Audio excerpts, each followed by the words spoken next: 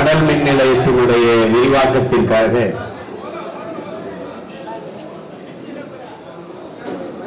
நடந்து கொண்டிருக்கிற இந்த கருத்து கேட்பு கூட்டத்தில் அதை தலைமையேற்று நடத்தி கொண்டிருக்கிற மாண்புமிக்க மாவட்ட ஆட்சியர் அவர்களே, தமிழ்நாடு மாசு கட்டுப்பாட்டு வாரியத்தினுடைய அதிகாரிகளே,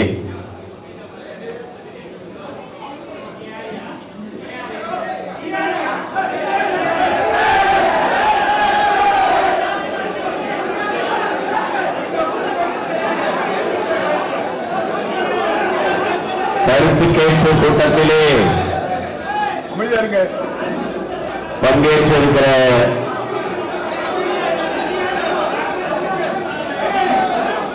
மாண்புமிகு சட்டமன்ற உறுப்பினர் தம்பி சங்கர் அவர்களே,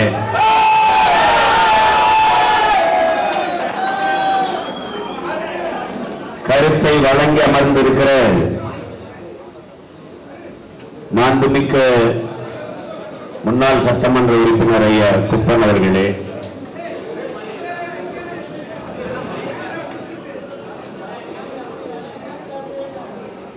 அரங்கை நிறைத்து அமர்ந்து நின்று கொண்டிருக்கிற என் உயிர்கிளிய உறவுகளே, உங்கள் அனைவருக்கும் நம்முடைய வேலை வாய்ப்பு என்று சொல்லித்தான் கொண்டு வரப்பட்டது. நான் ஒவ்வொன்றும் சொல்லப்படுகிற போது வளர்ச்சி, வேலை வாய்ப்பு, வளர்ச்சி, வேலை வாய்ப்பு, இந்த வார்த்தைகள் கேட்கிற போது மிகவும் இனிப்பாக தித்திப்பாக இருக்கு. மின்சாரம் இல்லாமல் எப்படி வாழ்வது, மின்சாரம் இல்லாமல் எப்படி நாடு வளரும், அதெல்லாம் சரிதான். ஆனால் அதை உற்பத்தி செய்வதற்கு, மின்தேவையை நிறைவு செய்வதற்கு நிலக்கரி மின் உற்பத்தியும் அணு உலை மின் உற்பத்தியும் இந்த அனல் மின் உற்பத்தியும் தான் இருக்கிறது, வேற வழியே இல்லை என்றால் அதை பற்றி யோசிக்கலாம். உலகத்தில் பாதுகாப்பான அணு என்ற ஒன்றே கிடையாது. இதை அணு விஞ்ஞானிகளே சொல்லுகிறார்கள். அணு குண்டு மேலே அமர்வதும் அணு உலைக்கு அருகிலே குடியிருப்பதும் இரண்டும் ஒன்றுதான் என்று அணு விஞ்ஞானிகளே சொல்லுகிறார்கள். அதை அனுமதித்தோம். அனல் மின்சாரம் சரி, ஆனால் அதனால் ஏற்படும் சூழியல் கேடுகளை, வாழ்வாதார இழப்பை மனச்சான்றோடு பேசுகிற எவராவது வாருங்கள் பயணித்து போவோம், அதன் அருகிலே போவோம். உலர் சாம்பல் பரவி மூடி அந்த நிலம் எவ்வளவு நாசமாக்கப்பட்டிருக்கிறது என்பதை பார்ப்போம். நீங்கள் துணியை துவைத்து காய போட்டால் அந்த துணியின் நிறம் என்னவாக இருக்கிறது என்று பார்ப்போம். நான் ஒரு கருப்பு வண்ணத்தில் மகிழ் உண்டு வைத்திருக்கிறேன், அங்கே சென்று விட்டு திரும்புகிறேன், அது என்ன வண்ணத்தில் மாறுகிறது என்று பார்ப்போம். நீர், உணவு, சுவாசிக்கும் காற்று எல்லாம் நன்றாகிவிட்ட பிறகு விளக்கை வைத்துக் கொண்டு, வெளிச்சத்தை வைத்துக் கொண்டு என்ன செய்வீர்கள்? பிணைத்து வைத்து அழலாம். வேற என்ன செய்வீர்கள்? வளர்ச்சிதான். தாயை கொன்னுவிட்டு என்ன வளர்ச்சியை நீங்கள் காணப்போகிறீர்கள்? இங்கே கட்டமைப்பதெல்லாம் தாயின் மாறிலே பால் குடிக்கலாம், அது இயற்கை, இயல்பு, யதார்த்தம். மாறை அறுத்து ரத்தம் குடிக்கிற வேலையை வளர்ச்சி வளர்ச்சி வளர்ச்சி என்று கட்டமைப்பதை எப்படி நீங்கள் ஏற்கிறீர்கள்? இதிலே அதிகம் என்றால் இன்னும் பேசுகிற எல்லாருமே சொல்கிறார்கள் வேலை வாய்ப்பு, வேலை வாய்ப்பு, வளர்ச்சி. வேலைக்கு என்ன கிடைக்கும்? பல தொழிற்சாலைகள் அப்படித்தான் கொண்டு வரப்பட்டது. இந்த நாடெங்கிலுமே எல்லாமே பிடித்தான். வளர்ச்சி, வேலை வாய்ப்பு, வேலை வாய்ப்பு, வேலை வாய்ப்பு. வேலைக்கு என்ன? சம்பளம். சம்பளத்தை வைத்துக் கொண்டு என்ன செய்யலாம்?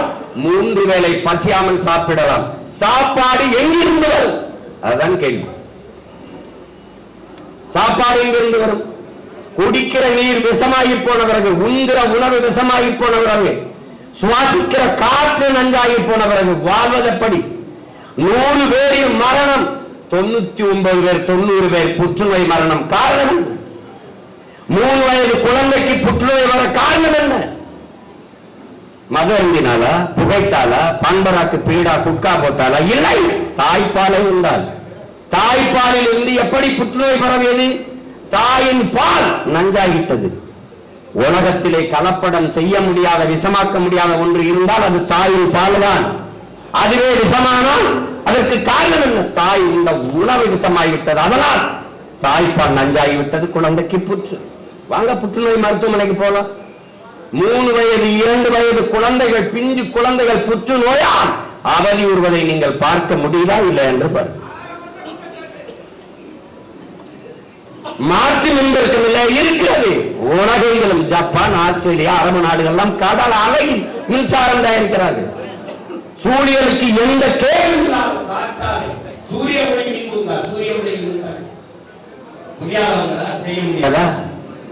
செய்ய முடியாதா? நெய்வேலி பழுப்பு நிலக்கரி, அந்த நிலம் யாருடையது? தொடங்கி வைத்தவன் நம்முடைய தாத்தன் ஜம்புலிங்க முதலியார். தன்னுடைய சொந்த நிலத்தை கிணறு தோண்டும் போது கருப்பாக வருகிறது. என்ன? அன்றைய முதல்வர் ஐயா காமராஜரோடு காட்டும் போது ஆய்வு செய்த போது நிலக்கரி என்று தெரிய வருகிறது. இது நம்மிடத்தில் இருப்பது, நாட்டிடத்தில் இருப்பது நாட்டு மக்களுக்கு நல்லது என்று அன்றைய பிரதமர் ஐயா நேரிடத்தில் என்று கொடுத்தார்கள். தன்னுடைய சொந்த நிலத்தை 500 ஏக்கரை இந்த நாட்டின் நலனுக்காக கொடுத்தவன் நம்முடைய தாத்தா ஜம்புலிங்க முதலியார் அவர்கள். அதிலிருந்து இன்றைக்கு இந்தியாவிலே 81 விழுக்காடு நிலக்கரி உள்ள ஒரே மாநிலம் தமிழ்நாடு. நம்முடைய நிலம் அவ்வளவு வனம் கொழிக்கிற நிறைந்த நிலம். இன்றைக்கு தோண்டி தோண்டி 60,000 ஏக்கர் எடுத்திருக்கிறார்கள். நிலம் என்னது, வனம் என்னது, வேலை வாய்ப்பு வட இந்திய 299 பேரில் என் உடன் பிறந்தார்களே, 299 பேர் வேலை கால் எடுத்ததில் ஒருவன் கூட தமிழன் இல்லை. நிலம் என்னது, வனம் என்னது, வாழ்விடத்தை விட்டு வெளியேறியவன் நான். சொந்த நிலத்திலே அகதியானவன் நான். வெளியேறி நின்ன வேலை வாய்ப்பு அவனுக்கு.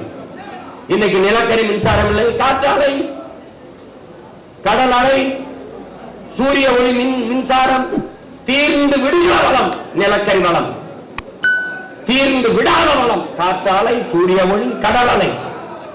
இயற்கை தாய்க்கு, சுற்றுச்சூழலுக்கு எந்த கேடும் இல்லாத மின்சாரத்தை தயாரிக்க முடியும் என்று வாய்ப்பு இருக்கும் போது எதற்காக ஆனல் புனல் அணுலை நிலக்கரியை கட்டிக்கொண்டு அள வேண்டும் என்பதுதான் இந்த மண்ணை பேரன் போன்று காதலிக்கிற உங்கள் உடன் பிறந்தார்கள் எங்களுடைய கேள்வி. இந்த அனல் மின்சார நிலையம் நீட்டிக்கப்பட வேண்டும் என்று விரும்புகிற பெருமக்களை நான் ஒன்றே ஒன்று வேண்டி கேட்டுக்கொள்கிறேன்.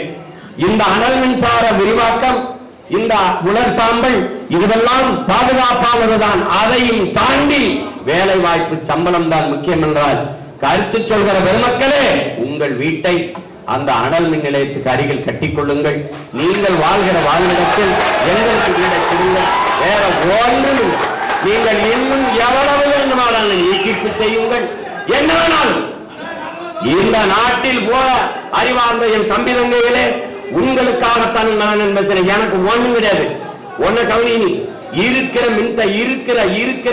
இருக்கிற மீனம்பாக்கம் விண்ணூர்தி நிலையத்திலே பறக்க பிழைத்து கிடையாது. பறக்க ஒரு வண்டி இண்டிகோ தவிர வண்டி கிடையாது.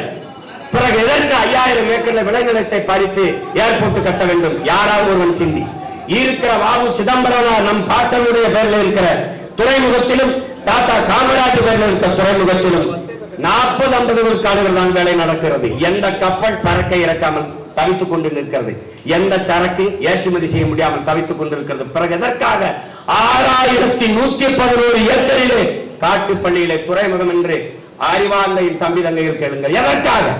யாருடைய வளர்ச்சிக்காக? அந்த துறைமுகத்தை 6111 ஏக்கர்ல கட்டப்போறவர் யார்? அதானி.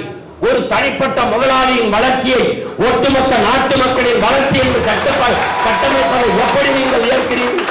எப்படி ஏற்கிறீர்கள்? ஒரு முதலாளி வளர்ந்தால் நாடு மக்களும் வளரும் என்பதை எப்படி நம்புகிறீர்கள்? 80 கோடி ஏழை மக்கள் என்று இந்த நாட்டை ஆளுகிற அமைச்சர் மக்கள், மாண்புமிகு நிதியமைச்சர் நிர்மலா சீதாராமன் சொல்கிறார், 80 கோடி ஏழைகளுக்கு 5 கிலோ அரிசியும் 2 கிலோ பருப்பும் கொடுத்தோம் என்று. கொரோனா நேரத்தில் 80 கோடி ஏழை, 28 விழுக்காடு இரவு உணவில்லாமல் உறங்க செல்கிற மக்கள், பல கோடிக்கணக்கான பச்சிளம் குழந்தைகள் பசியோடு படுக்க செல்கிறார்கள். என் அன்பு உடன் பிறந்தவனே, பல கோடிக்கணக்கான குழந்தைகள். இந்த வளர்ச்சியை சொல்கிற பெருமக்கள் இரவு உணவில்லாமல் என் நாட்டு குடிமக்கள் உறங்க செல்ல மாட்டார்கள். பசி இல்லாத பச்சிளம் குழந்தைகள் படுக்க செல்வார்கள் என்ற உறுதியை தர முடியும் என்றால் நீங்க எத்தனை அணு உலையும் கட்டுங்கள், எவ்வளவு அனல் மின் நிலையத்தை கொண்டு வாருங்கள், ஒரு பிரச்சனையும் இல்லை, ஒண்ணும் இல்லை, மாற்றே இல்லையே. வேற எப்படி மின்சாரம்? உங்களிடத்தில் கேட்கிறேன், அணு உலை கண்டுபிடிக்கப்பட்டது மின்சார உற்பத்திக்காகவா, இல்ல மின்சாரம் கண்டுபிடிக்கப்பட்டது அணு உலையாலையா?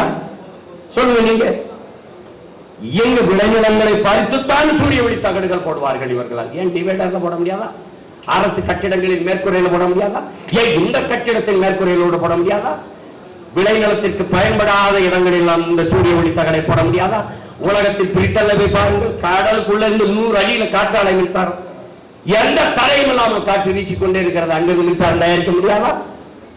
எத்தனை பாலைவனம், இந்த பாலைவனம், தார் பாலைவனம், ராஜஸ்தான், இந்த பாலைவனங்களில் எல்லாம் 365 நாளில் 300 நாட்கள் மேக தடையின்றி சூரிய ஒளி கிடைக்கிறது. அங்க சூரிய ஒளி தகட போடு. யாரு கேட்டா? யாரு கேட்டா? அந்த தகடை கழுவ தண்ணி தானே, கடல் நீரை சுத்திகரித்து குடிக்க கொடுக்கிற நீ அந்த தகடை கழுவ தண்ணியை நீ கொண்டு போக முடியாதா? கொண்டு போக முடியாதா? விளைநிலத்தை பறிச்சுட்டா சூரிய ஒளியில் மின் பண்ண அமைப்பியா? அதான் அந்த விளைநிலத்துல காற்றாலை மின்சாரமா? அறிவார்ந்த தம்பி தங்கைகளே, அனல் மின்சாரம் சூரியனுக்கு கேடு, அரசிடத்தில் இருக்கும். அணு உலை சூரியனுக்கு சூழ்நிலைக்கு கேடு, வெடித்தால் வாழவே முடியாது. இங்க பாரு, போர் நடந்து பேரழிவு நடந்த பிறகு கூட மக்களை குடியேற்றி விட முடியும். ஆனால் அணு உலை, இந்த நிலக்கரி இதெல்லாம் எடுத்த இடத்தில், நிலக்கரி அணு உலை வெடித்த இடத்தில் மக்களை மறுபடி குடியேற்ற முடியாது. இதை நல்லா கவனிச்சுக்க. நீ வச்சிருக்கியே இந்த இடிந்த கரையில் அணு உலை, செர்னோபில் 1986 வெடித்தது. 1 லட்சம் ஆண்டுக்கு இதன் பக்கத்தில் வராது என்று எழுதி வைத்து போய்விட்டார்கள். இந்த புகுஷிமால வெடித்தது, அங்க பக்கத்துல பல ஆயிரம் கிலோமீட்டர் தூரத்தில் மேல பன்னியின் கரியில கதிர் வச்சிருக்கின்றான். நீ எதை நினைச்சு, நீ எதை பத்தி கவலைப்படுற? நீ அந்த அணு உலை வெடிச்சது. அது இந்த அணு உலை ஆபத்தான அணு உலை இங்க இந்த நம்ம நாட்டுக்கு வந்தது. கேரளாவில் அணு உலை கொண்டு வந்தார்கள் உடன் பிறந்தவனே.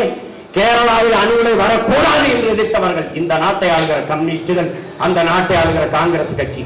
ஏன்? அவன் ஒரே வார்த்தை சொன்னான், நான் வெளிச்சத்தில் வாழ்வதை விடவும் உயிரோட வாழ்வது முதன்மையானது.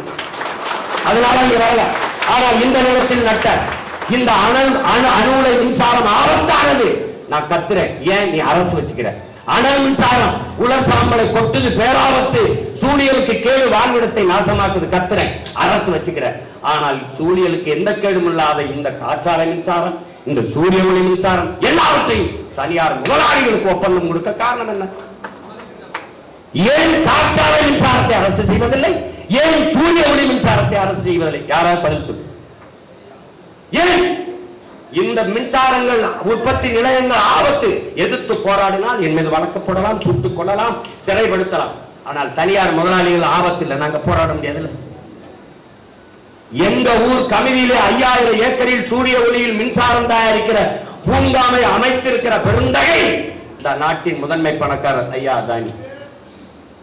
4000 ஏக்கரை எடுத்து கொடுத்த பெருமகள் அம்மையார் ஜெயலலிதா.